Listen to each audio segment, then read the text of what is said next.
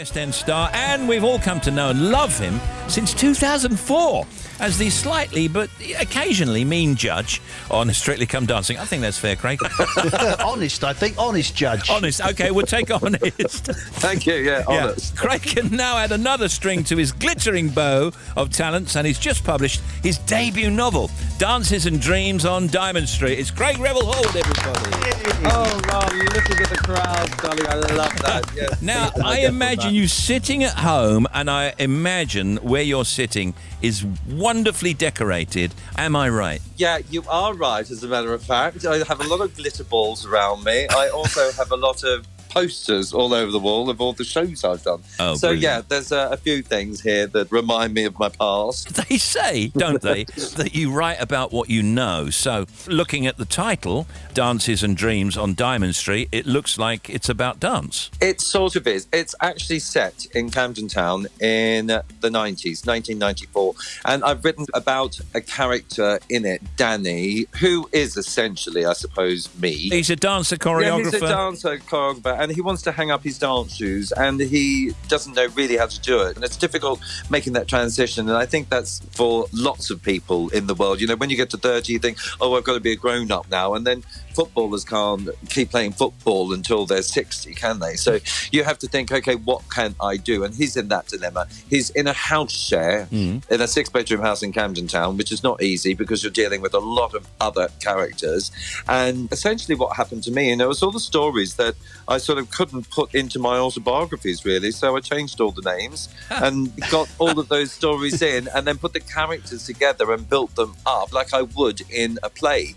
And it was so much fun to actually write fiction for the first time, because I could go anywhere I wanted. And what I loved about it was just getting those huge, big, wonderful characters all sort of amalgamating together, fighting, dancing. It is essentially about some dancers coming in, musical theatre, a bit of ballroom, a bit of Latin, sort of got everything in it. But essentially, it's a romantic novel. We start back on Sunday lunchtime. It's June 1994.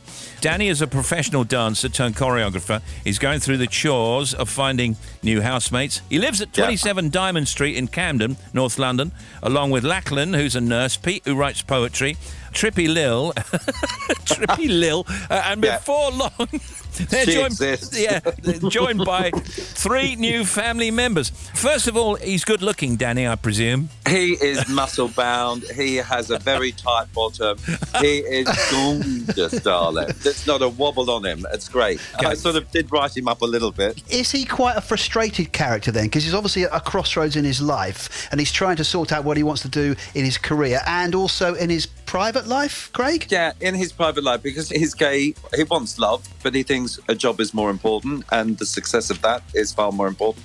Whereas other people that move into the house are younger than him and dancers starting out. For instance, a couple that met on a ship moved in, but of course one's good looking and completely thick as, and is just only relying on his looks. Whereas Danny sort of has the looks as well as a brain, and that's sort of nice. But it's about learning. It's about those 18, 19, 20-year-olds, and they form relationships together with other people with all that predicament. You know, fights going on, trying to break them up. There needs to be someone sensible. Trippy Lil is in there as a sort of matriarch, if you like, of the place. But she's just constantly going around esoterically. Yes, esoteric is a great phrase, yeah. You can class her as sort of a Mrs. Madrigal type in Tales of the City. I've sort of based it on that, but set it in Camden Town, and in actual fact it was a real address that I lived for 5 years and went through all of these mad experiences, and I never would have got that if I had been living alone or just with one other person, and I wouldn't have formed a family